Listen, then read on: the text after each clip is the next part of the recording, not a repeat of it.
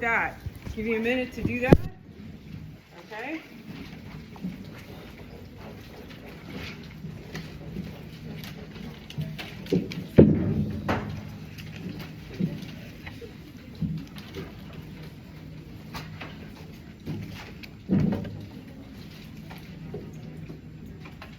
Okay, mind map of DNA replication.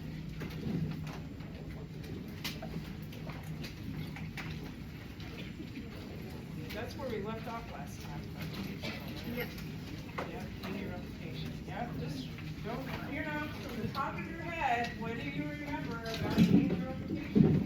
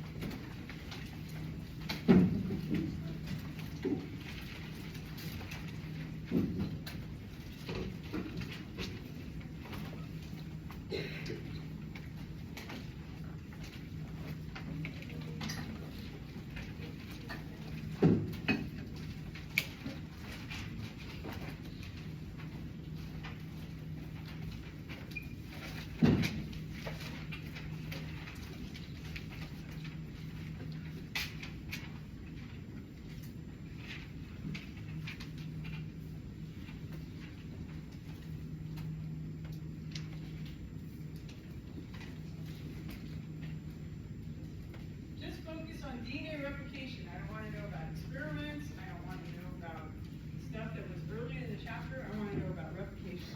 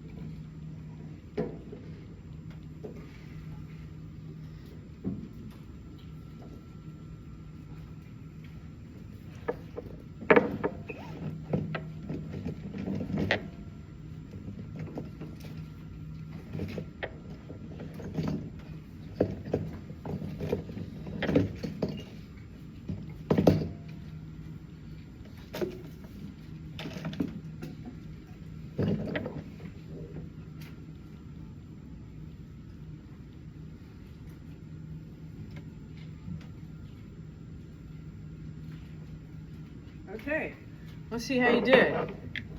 Okay, let's see how you did. Now again, your mind map might be different, but I want to make sure at least you got some of the time information that you need to know.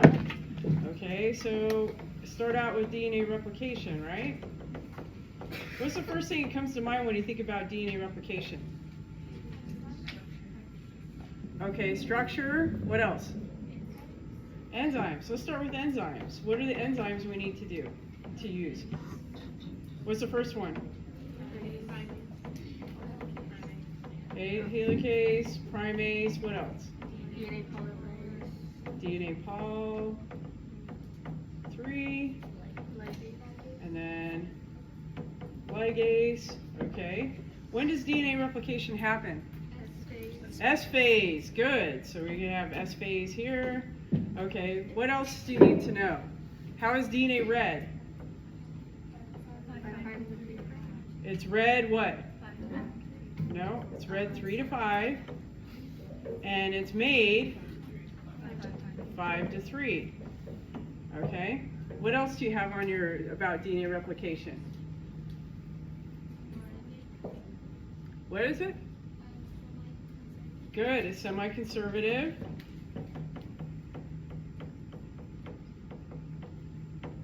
Okay, and you know it's anti-parallel. Little strands. Okay, now if you're really on top of it, you might say, okay, I'm going to go through and say what each of these enzymes do. What does helicase do? It unwinds the DNA, it pulls it apart. What does primase do? It gives the starting sequence. It's a starting sequence, and what is that starting sequence made of? Messenger RNA, or it's actually RNA. Let's just call it RNA. So RNA, okay. All right, you got to have that detail in there. What else do you need? DNA polymerase, what does it do? It attaches nucleotides. It attaches nucleotides for the new strand, and then what does ligase do? It binds the Okazaki fragment. It binds the Okazaki fragments and anything. It's like a glue. Okay, some of the things that are missing from here is leading and lagging strand, right? Right? Did you say it? Yeah. Good. Okay, leading and lagging strand. Which are going to have Okazaki fragments? Lagging strand, right? Which is going to have more DNA polymerase activity?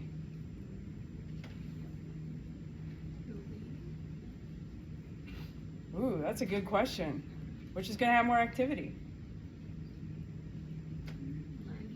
Lagging by far, right? Lagging. Why? Because you've got many polymerases on that strand, okay? We watched the video of it, but I don't think we drew through it, did we? We started to. Okay, so let's get, all right. Anything that you had on yours that was missing that is critical for the DNA replication? Okay, where does it happen in eukaryotes? No nucleus. Where does it happen in prokaryotes? Yeah, it's going to happen in the cytoplasm. Okay. All right, so this is a good time to get out a lot of different colors and things like that because we're going to be drawing a lot today. Because we're going to be doing transcription translation. And it's a lot of colors and things moving around, so. Okay, so here's our helix. All right, we want to copy that. And the first enzyme that comes in, helicase. What's other names for helicase? Gave you a bunch last time. What are the other enzymes that fit under the umbrella of helicase? Gyrase. Good. What else? Huh? Topoisomerase. Yeah. Good. So we unwind. So let's have helicase do its thing and unwind some of this DNA here. And so I've made the replication fork really big so you can see what happens here. Okay, what enzyme comes in next? Primase. Okay, let me just finish. So this would be 3, 5, 3, 5. Okay, primase comes in and on this strand, every time this opens a little more, you get a little primer put on there. So which is the leading strand? The one on the left or the one on the right?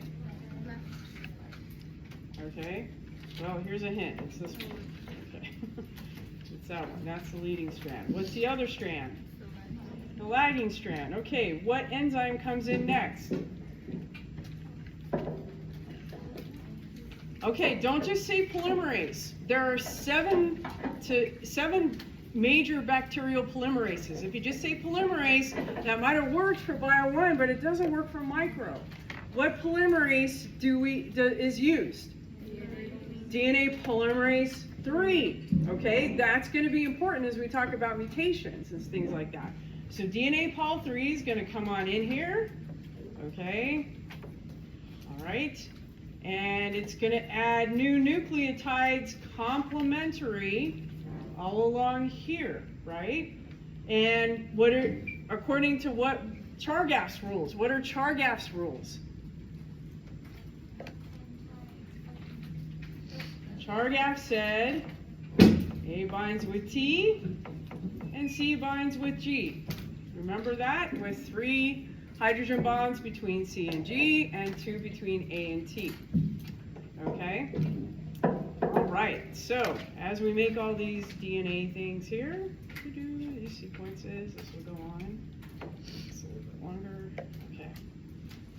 All right. Now, DNA pol 3 kind of disappears. Okay.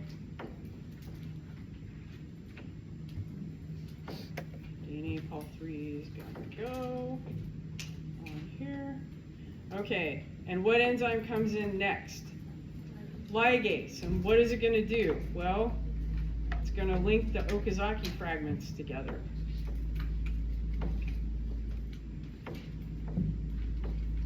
Okay, so ligase comes in and links all that up.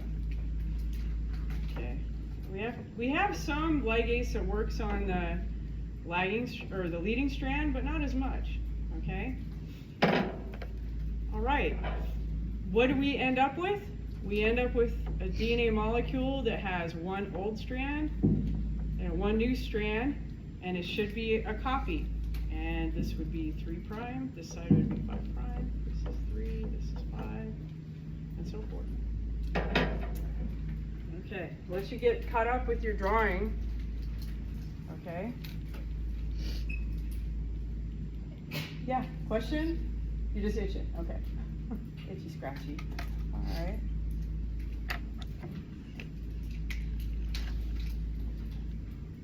Okay. We're gonna take, is everybody about done with their drawings? Put in stuff?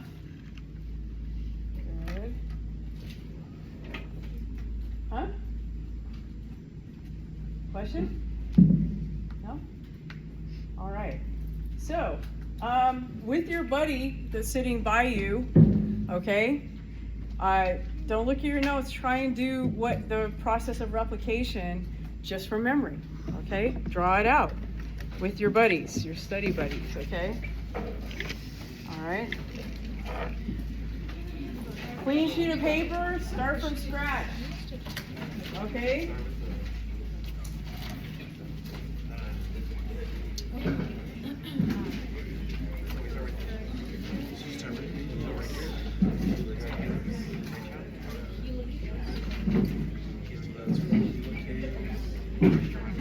So your database is going to unwind it. And then you're going to have your, but then right here, where we have the, here's what you're here. It's going to be your 5 prime. Right here is 3 prime. So your leading strand is going to be 3 prime. So we have 3 right here, 5, this is the 3, 1, 5, 1. This is 1, 5. DNA is red, copy prime to 5. No, yeah. Oh, I thought you were starting up here. And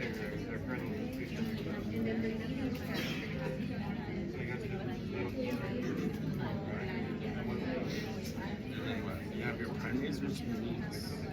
Was it primase 3? No, that's you're thinking of DNA polymerase 3. There was a specific There's multiple. Oh, like just different names for it? So, and then you have your DNA polymerase 3.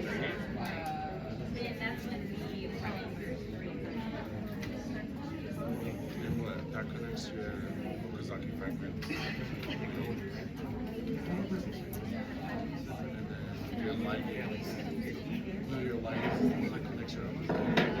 And then that's what starts to.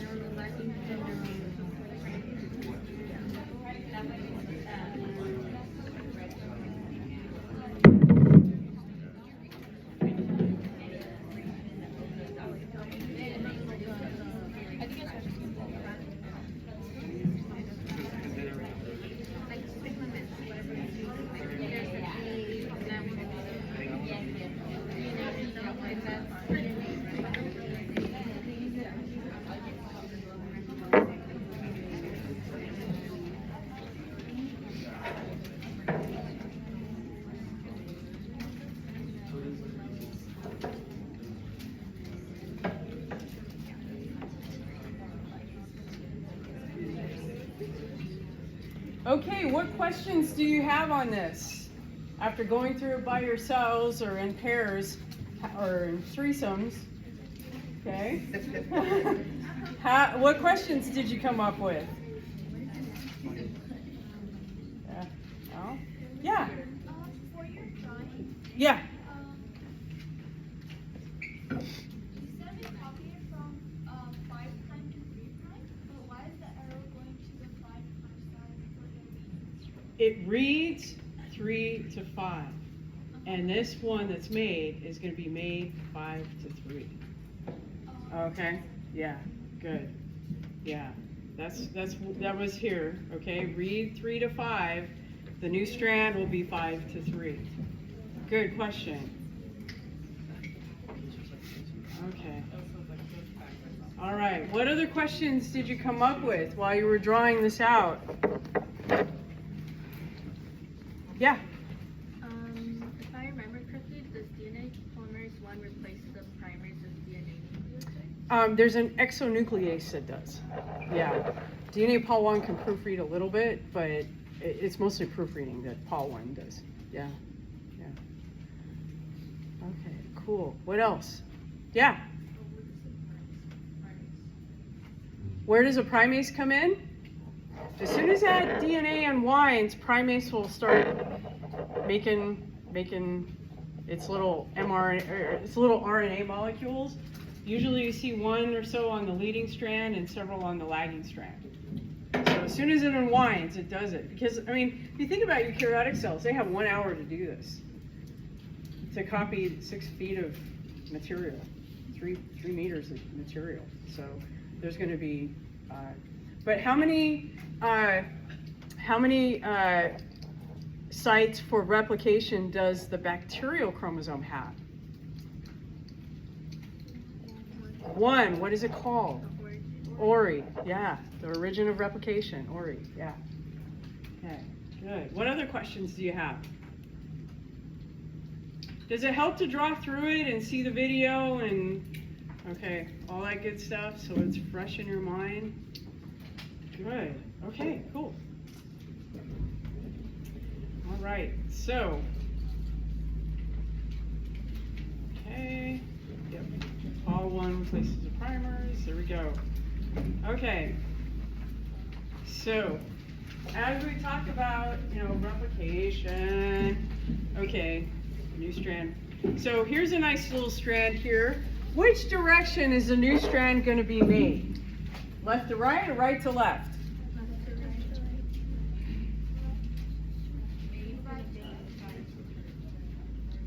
Okay, which direction will the new strand be made? Is it going to go left to right or is it going to go right to left on the sequence? Oh, DNA is red, 3 to 5, right? So which direction is it going to go? Right to left. Why are people saying left to right? You said What? Yeah, but it's got to read it first, right? So here's our DNA. It's a 3' end. That's where it's going to start. Okay? Which direction? Oh, sorry. You got me. Yeah. Total sleep deprivation. Okay, yeah, you got me. So if it's going to be, oh, no wonder. Okay, it's going to be red that direction, but it will be made like, okay, all right. Oh, okay. This is why you study with a partner, right? Oh, I was going to ask you, how many of you met with partners over the weekend? Really? Excellent. Did it help? Yeah. No? Get a new partner. Okay? Your partner should challenge you. Your partner should be, okay? Let me, I guess I could show you who my partner was. Okay?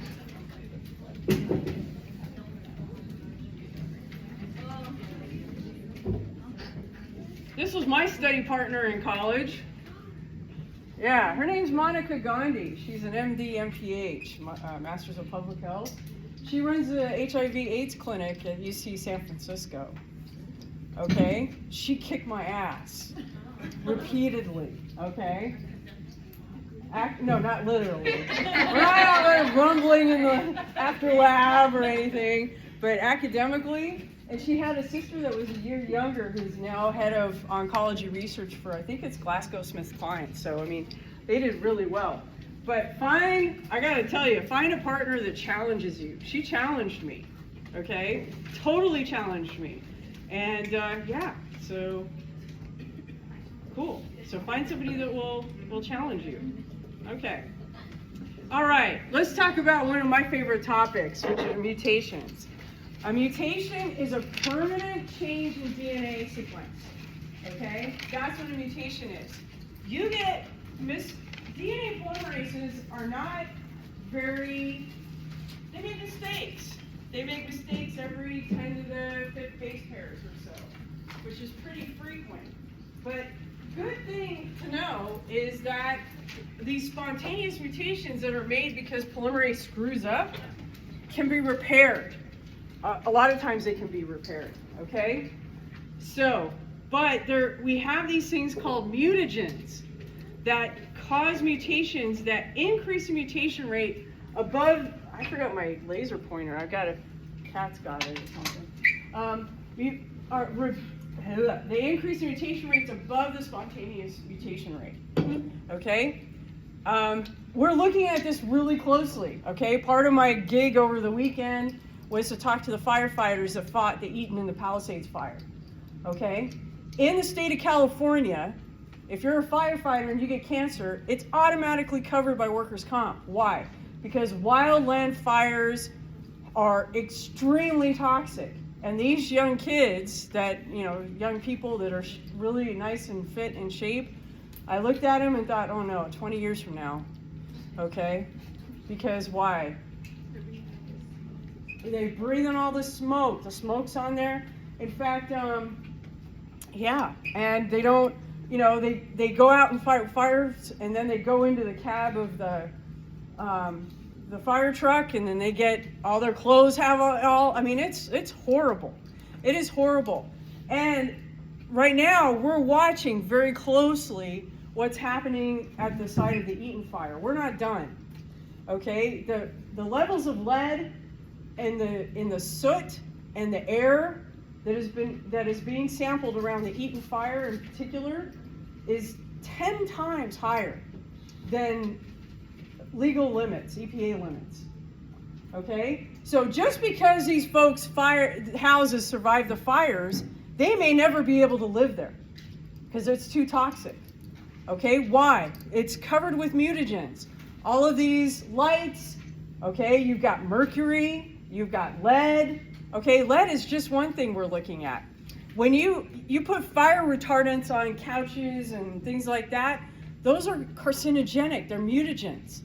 Okay, so it's really, really dangerous to be in there cleaning up after a fire. Okay, my house burnt down in 2002, I think it was, 2003, January 2003. Okay, toxic. It's usually not salvageable. Okay, and you're going to be dealing with wildland fires your whole career. You're going to be dealing with the people who fight them, the people that go in to do rescues, and you're going to be dealing with the residents. Okay? All right? So this is something that you got to keep in your back pocket while you practice, because your clientele that live in this area, these fires aren't getting smaller, are they? Oh, they're not going to. Okay? So, chemical mutagens, smoke, benzopyrenes, that's only one chemical in smoke. If you burn a house down, cyanide gas is created, and also what we call VOCs, volatile organic compounds. VOCs are at high concentration in smoke, and there's thousands of them that are carcinogenic. Okay, so if you burn a house down with all of the synthetics, I mean, just look at this, okay? All of this is, when this burns, it's absolutely toxic, okay? Okay, alcohol, gasoline, benzene, base analogs, aflatoxin, 5-bromouracil, okay? These are all chemical mutagens. These are chemicals that change the sequence of the DNA, that cause damage to it. physical mutagens, non-ionizing radiation and ionizing radiation. What's the difference between the two? Well, non-ionizing radiation doesn't create ions. That's why they call it non-ionizing radiation. Is it dangerous? Hell yeah.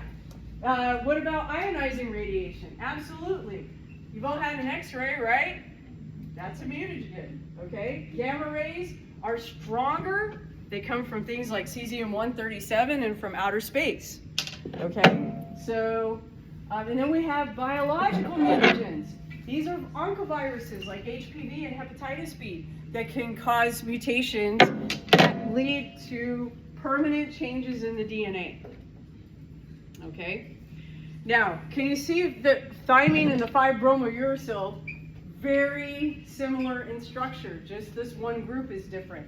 So what does DNA polymerase do? DNA Pol III will pick that up and put that in place, and it will cause a bulge in the DNA structure that can cause breakages and mutations. Okay? So, is that cool? Yeah. Yeah. We're all dying of something. Okay. I want to talk about, I think I have ionizing. Yeah, I'll talk about repair systems and stuff. Okay. Now, when we have a new compound, or that we develop in the lab, or we're going to market, or we're going to use for medication, one of the things we have to do is what's called the Ames test.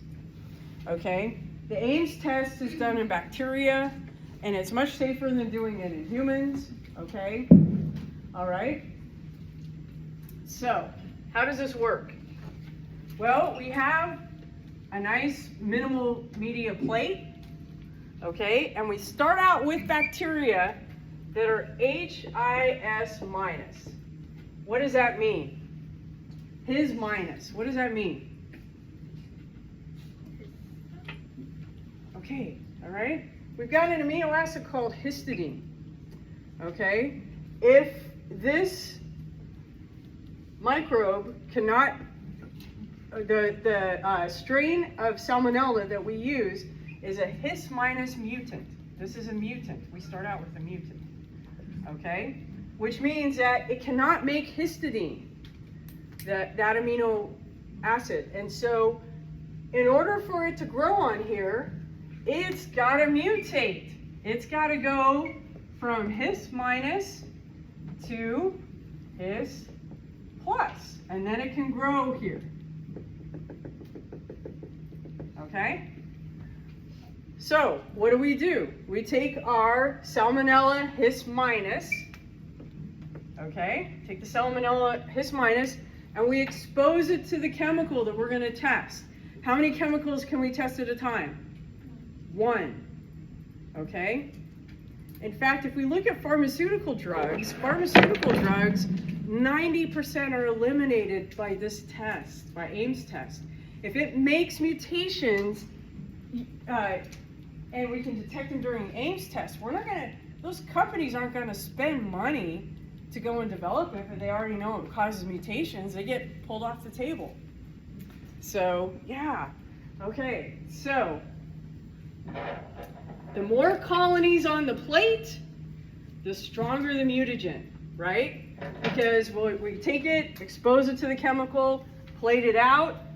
If the chemical is safe, what should this plate look like? Clear. Clear. Absolutely clear. Okay? If the chemical causes mutations, what should the plate look like? Lots of colonies on here. And the more colonies, the more mutations. Yeah. Does that make sense? Okay. Yeah. All right, we can't test everything using Ames. So sometimes chemicals need to be partially metabolized by enzymes in order to become carcinogenic. But we have modified Ames for those tests for that. So if we can eliminate those mutagenic compounds early, then that's what happens. Okay, is that cool? Yeah. So just to confirm, His negative is supposed to show up where? Yeah, because it can't make histidine, so it can't grow on media. Yeah, you have a minimal media, so it doesn't have any supplementation. But then once it gets a mutation, then it can make histidine, it can grow. Okay. Is that cool? All right. Okay, so just showing you how the Ames test is done. Okay, this medium is grown, it's minimal media, so it doesn't have any supplementation. Okay, you can place it on, here. If it grows, it's mutagenic. If it doesn't grow, it's safe. Okay, cool. All right, those just show you some. So which out of the 4 plates here, which one has the most mutagenic compound that was tested? Yeah, this one looks pretty nasty. This one, I don't know, it's kind of a toss-up. You have to count that one. This one isn't so bad. But would you forward these for further development? No, won't forward any of them. So, say, go back to the lab, do something different. Okay. All right, we're going to talk about some DNA repair systems. Okay. All right. This is why it's important to remember DNA Pol 3, DNA Pol 1. Okay. So, DNA Pol 3 has proofreading ability. It can be going along, chompa, chompa, chompa, making its stuff, and then like, uh-oh, got the wrong base. It will back up. Beep, beep, beep, beep. Cut the base out and then repair right away. Okay? Is that a mutation? No. Mutation is what? Permanent change. If it's repairing or repaired, is that a mutation? No. So hopefully your DNA Pol 3 is working pretty well. Okay? Now, we also have DNA Pol 1, and we're not going to go into too much detail about DNA Pol 1, but let's say, for example,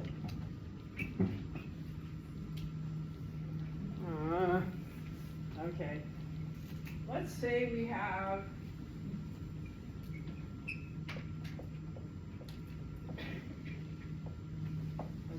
that on one strand. What should be on the other strand over here?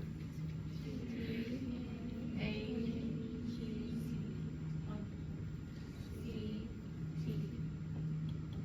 What if we had something like this? Okay. That's a mutation, right? That's a mutation. It changed the base pair. Okay. What kind of mutation is called? This is called a mismatch. And it's usually one base that's a mismatch repair. What does it do? It changes the shape of this, so it won't make a perfect hydrogen bond. And that's what is signaling DNA Pol 1 to come by and fix it up. Okay? DNA Pol 1 will cut this out and then put in the correct base. It's pretty neat. Okay, it's able to do that. All right? Is that good? So that's excision repair. Excision repair, or mismatch repair, if there's any mismatch bases, DNA Pol 1. Okay? Now, let's go on to what we know as excision repair. And this is used primarily with UV damage. So let's draw this one out because I want to make sure you see how it works. Okay. So normally on a DNA, I don't want to do that. Let's use this color. Okay, so normally on a DNA strand, okay, if I have A, C, G, T, A, okay, what should be on this strand?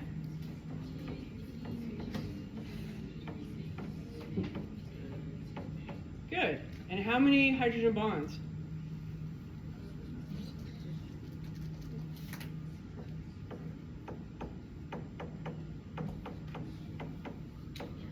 Something like that, right? So C and G have 3. Whose rule is that? Whose rule is that? Chargaff, yeah, okay, good. So normally on a normal DNA strand, this is what we'd see, and it'd be nicely wound into a helix every 10 base pairs, it turns, okay? When it gets hit with UV light, is UV light ionizing or non-ionizing? It's non-ionizing. This is what happens. instead of making nice hydrogen bonds there, the T's make hydrogen bonds with each other. Okay? And what ends up happening is that the normal, straight DNA is now got a bulge in it, like that. Okay? And as long as that bulge is there, when replication happens, there's a couple things that you can have. You can have a double strand break. The way it happens is it gets, I won't go into the detail of how it does, but you get it, I'll just call it a strand break, okay? So you don't get, while you're studying, you're not getting confused, but this is a strand break, okay? As DNA polymerase goes there, okay?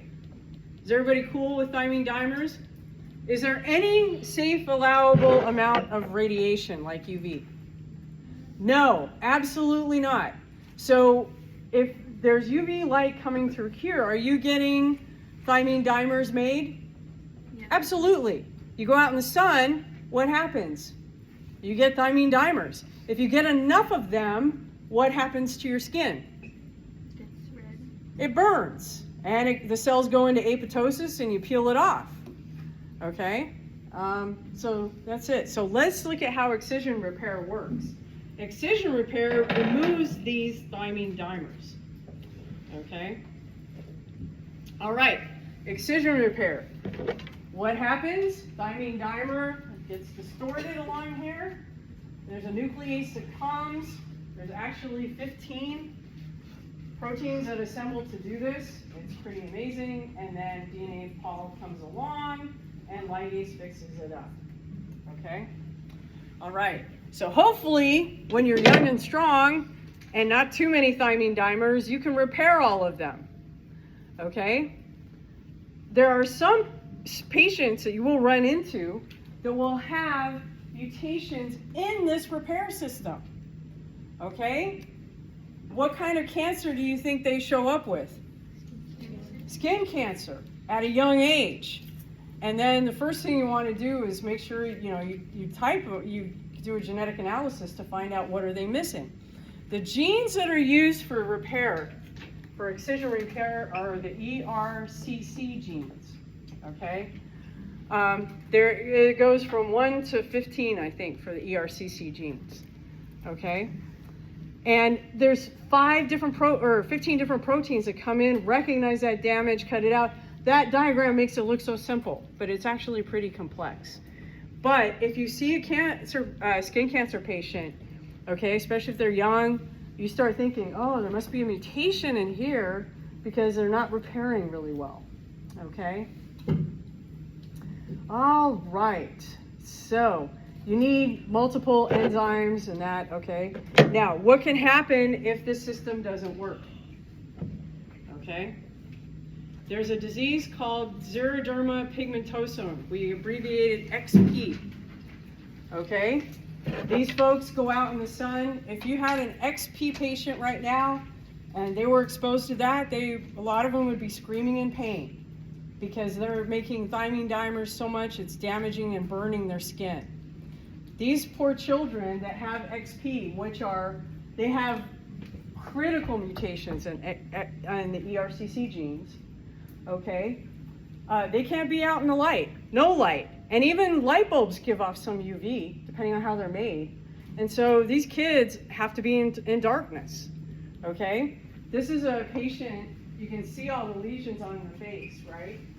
And he's got here, they just cannot repair this, okay? I've run it across a couple of these in my career, and some that have serious mutations in ERCC genes, but yeah, so they're more predisposed to getting skin cancer. And who knows, you may have a mutation in one of the genes. I do. I have a mutation in ERCC4. Okay, does it mean I'll get more skin cancer? Maybe. I don't know, I've already had it. So, yeah. So, I mean, they're pretty common. They're pretty common. So now that genetic testing is so cheap and widely available, a lot of physicians, especially oncologists, are going to be doing it, okay? So that's xeroderma pigmentosum. Okay, let's go to talk about the last repair, and this is in bacteria. Only in bacteria. It's photoactivation repair. It uses photolysases and light. And some bacteria, and I've seen this in students sometimes, not here, but at Davis, the students were doing a little UV experiment with their bacteria and exposing them to UV, and then they didn't cover their plates. And they came in and there were no mutations. Why? Because they did photoactivation repair. I was like, oh, that's so disappointing. Yeah, so bacteria can repair sometimes if they're given some light, okay? So, all right, any questions about the repair systems? Okay. All right, this would be a good way to do a mind map, okay? Good one to do a mind map on here. All right, so let's get back to drawing a little bit, okay? All right, what I'd like you to do is take a look at, okay, because we're going to a new, oh, there it is again, wow. All right, okay. There we go. Okay, so you want to do another, start out with everything you remember about the central dogma. You were supposed to read before you came in today, right? Okay, so start drawing on the central dogma. Don't use your notes, just go from memory. What you remember from Bio 1, Bio 50A, 50B, everything about the central dogma.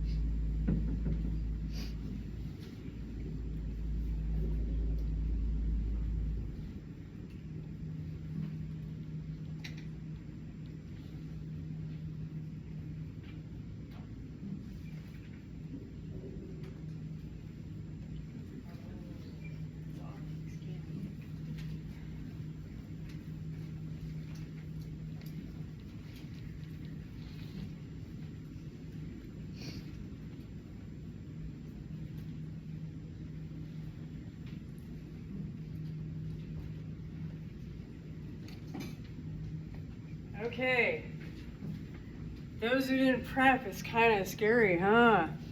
Hard to come up with things, okay? This is part of the balance. Before you come in, make sure you read. Please, you've got to read so it's not your first time going through this, okay? So, let's take a look at the central dogma for a bit here. Actually, we're going to draw it out first. Okay, so what's the first part of the central dogma? DNA gives you, messenger RNA gives you polypeptides, right? Okay. Oftentimes there's a circle drawn around DNA because why? Self-replicating, very good. What is this step in here? Transcription. What is this here, going from mRNA to polypeptides? Translation. Good. All right, let's add some more. Where does transcription happen in eukaryotes? It's in the nucleus. Good. Where does translation happen in eukaryotes? in the cytoplasm, right? Okay, specifically you're going to see it along the REF-ER, anywhere there's got a ribosomes, but you saw from the video from weeks ago, you can have ribosomes that are free-floating as well. Okay, what is the monomer that DNA is made from? Nucleotides, right. What is a monomer that mRNA is made from? Nucleotides, right? Specifically, what's different from the nucleotides in DNA and RNA? DNA has deoxyribose. Okay, you've got deoxyribose in DNA. What nucleotides are found in DNA? GCAT, right? GCAT? Okay, what are the nucleotides that are found in messenger RNA?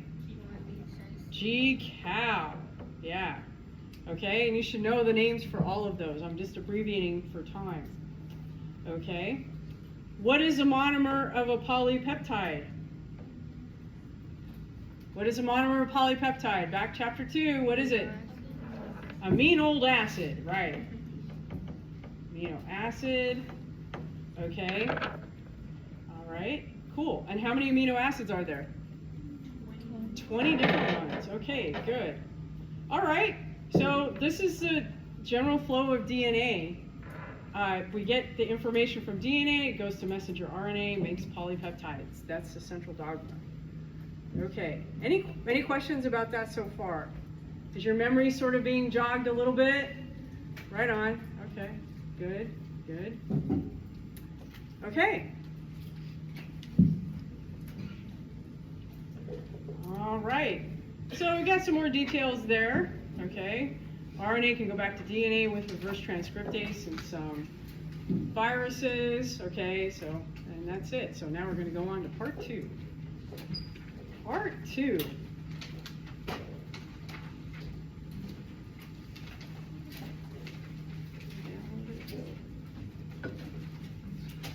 Okay.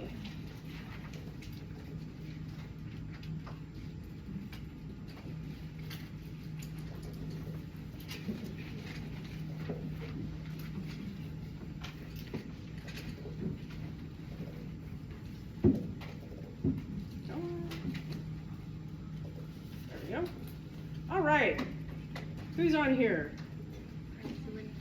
Rosalind Franklin, what is she famous for? Crystallography of the structure. Okay, X-ray crystallography to get the structure of DNA, and who were her competitors / collaborators? Watson, Crick, what's his name? Yeah. What's his name? What is his name? Wilkins. Very good. Okay, good. So this is part 2 of microbial genetics. Okay, we've been through there. Okay, this is kind of new. Gene expression. Okay, how many genes do humans have? A lot? Okay, around 20,000. Okay, 20,000. Do we want to be copying and making those proteins all the time? No, you would actually run out of energy to function during the day if we did that. Protein synthesis is the most energetically expensive thing that we do. And that's one of the reasons you get so fatigued when you get ill. Because what are you making? You're making antibodies, which are made of protein, right? So you're doing protein synthesis on steroids, okay? There's a lot of other reasons why you get fatigued. I mean, there's a lot of inflammation going on and cytokine signaling going on, but you've got, you're doing a ton of protein synthesis very quickly, and it wears you out, and that's why you have to rest, okay? What happens if you don't rest when you get sick? It prolongs it, it can kill you, okay? Yeah, you're young and healthy, but in an older person, or somebody who's immunocompromised or very young, if they don't rest, what happens? It can be fatal for them, depending on the kind of infection that they have. So, yeah, that's not an option. Oh, I'm not going to rest while I'm sick. No, you kind of have to. Okay. So, I want to make sure. okay, that we're cool on this before we get going. Genome, we've talked about that before. We talked about that last Monday. Yeah, okay. Genes, okay, genetic code, okay. So you know there's going to be vocabulary on the exam, okay, so make sure that you're very, very clear on the vocabulary. One DNA sequence, one DNA gene sequence transcribed into RNA. We've got 3 flavors of RNA. We've got mRNA, tRNA, which we've seen before in Bio 1, and rRNA, which is the RNA that helps make up the ribosomes, okay? So, all right, so this is kind of cool. All right. So, mRNA sequence is then translated by amino acids, codon by codon, and then the polypeptide chain folds into its final structure. So, why bother? Okay? Because this is critical, okay? Your proteins shape everything, and if there's a change in the DNA, will you see a change in the protein? Absolutely, okay? 90% of the time you will. There are some exceptions we'll talk about, but most of the time, if you change the shape, what have you done? You've changed the function, okay? So, all right, so let's go through drawing some transcription. Okay, so here's our DNA molecule. Oops, it's here. Okay, here's our DNA molecule. And we're not going to transcribe this whole thing, right? We're just going to transcribe a portion of it. Okay? But we need some assistance to do this. What enzymes do we need in order to do this?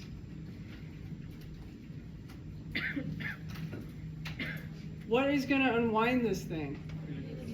Okay, so helicase. Now, let me caution you about helicase in DNA, transcription. Okay? I spent a lot of my research years looking at this and how it stops and starts and stops and starts depending on what kind of damage the DNA has. Okay?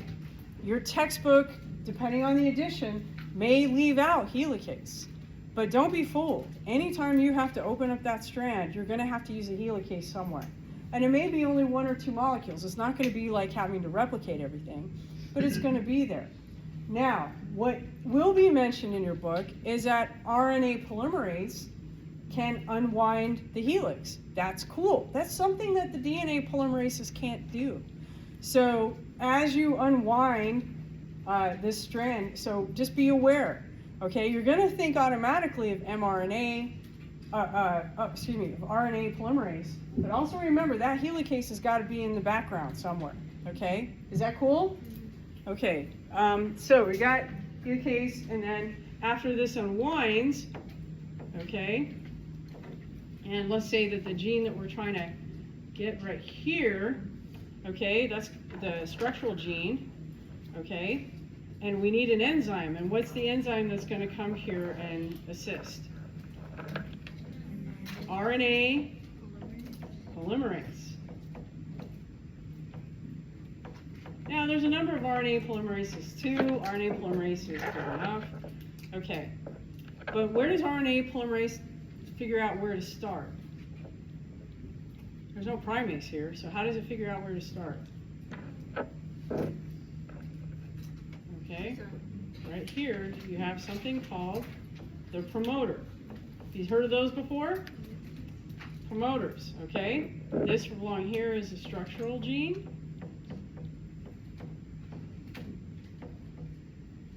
And this right here is where where polymerase hops off. What is it called?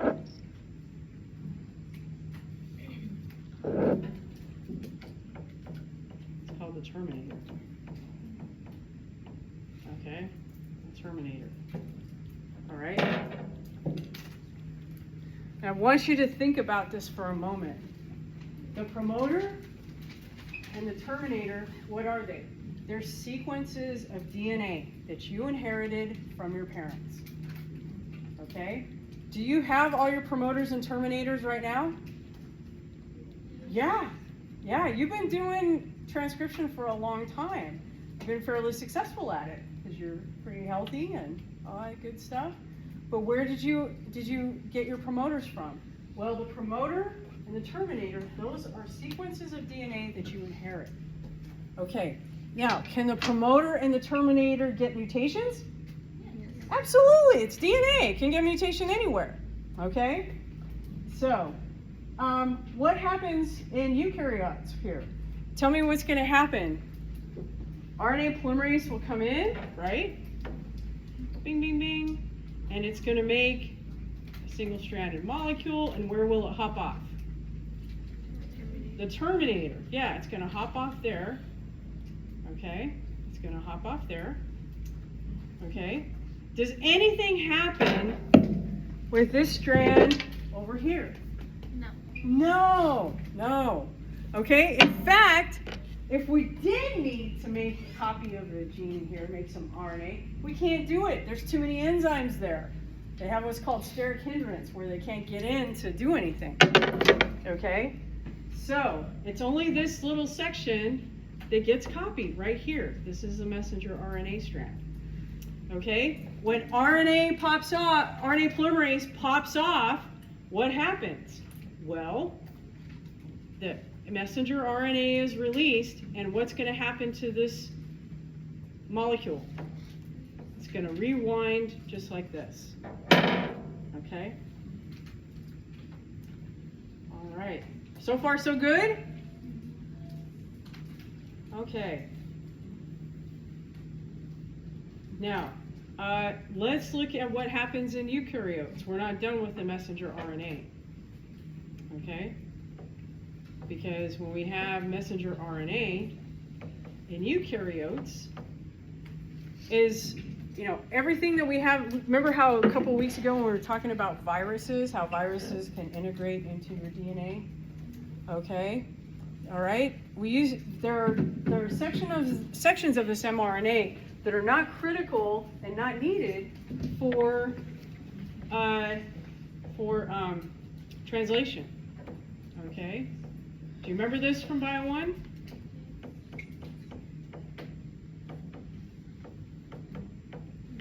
Okay, what does IN stand for? Introns. What does EX stand for? Exons. Okay, exons. Okay, which ones do we use in translation? Introns or exons? Which ones do we use?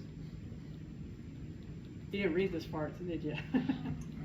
Okay, we use the exons. Okay, so how many exons do we have? 3. So there are enzymes that are going to come in here and cut these out. And what's going to happen to the exons? They get spliced together. Okay, 1, 2, 3. What happens to the size of that message? It gets smaller, right? It gets smaller. Okay, so splicing has to happen here. And this is for eukaryotes. What's the next thing that has to happen? Yep, we got a 5' cap. Since it's baseball season, I'll put my team here. I guess I should do it in blue, but I can't. The Yankees, okay? So we got a 5' cap that is made of a guanine that's been modified. And what do you put on the 3' end? Yeah, you put this big poly A tail. Why do you do this? What are you doing to the message? You're preventing it from exiting. Okay, there's a couple of things. It's got signals with the 5' cap, where to go, okay? But you're also protecting that message because RNA by itself is very, very unstable. It's not a double helix. If I had a little tube of DNA, I could leave it out here on the table and come back over the weekend and it would still be pretty much intact. RNA is not like that. You have RNA on the surface of everything, okay? Mostly from viruses and things like that. It breaks down very quickly. And so what can enzymes do? It's going to cut from this end. It's going to cut from this end. So we put a cap on. We put a poly A tail to protect that message. Okay? So there are 3 things along here. 5' cap, 3' poly A tail, which is a bunch of adenosines, okay? Tail. All right.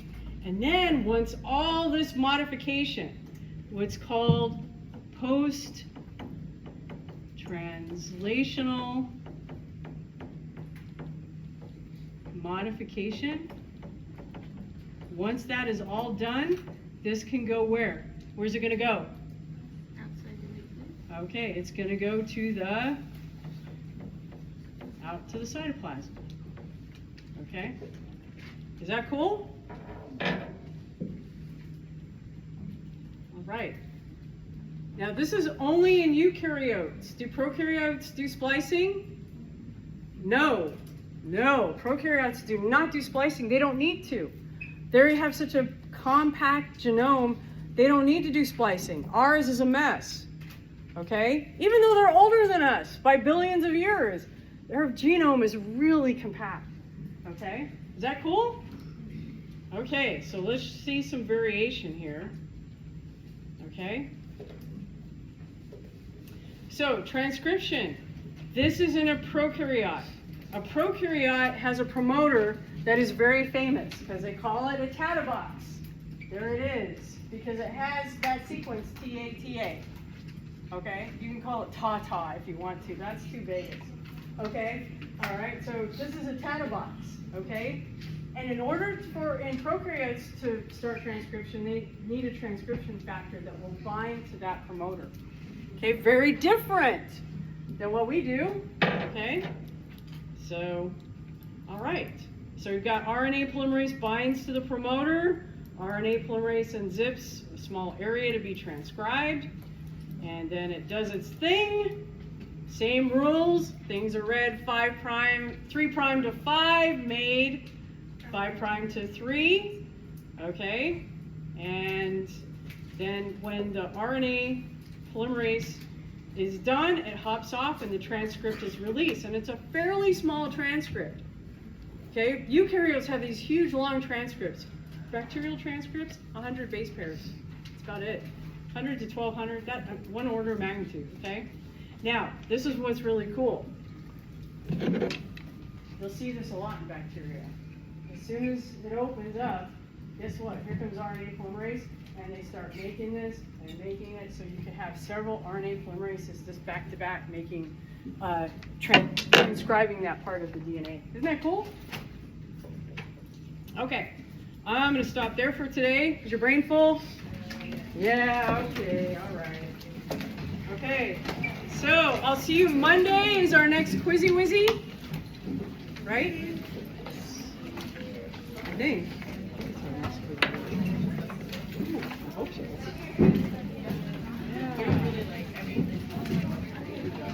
Yeah. Double check.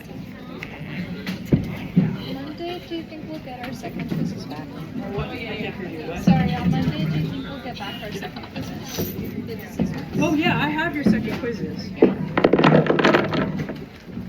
Okay, if you want your second Quizzy Wizzy, you can come on up and get them. I can't read this. Last name Morales. Okay, Soleil, Justice, Anna, Paulette, Andrew, Tatiana, Desiree, No, you're okay. Jacob, Veronica,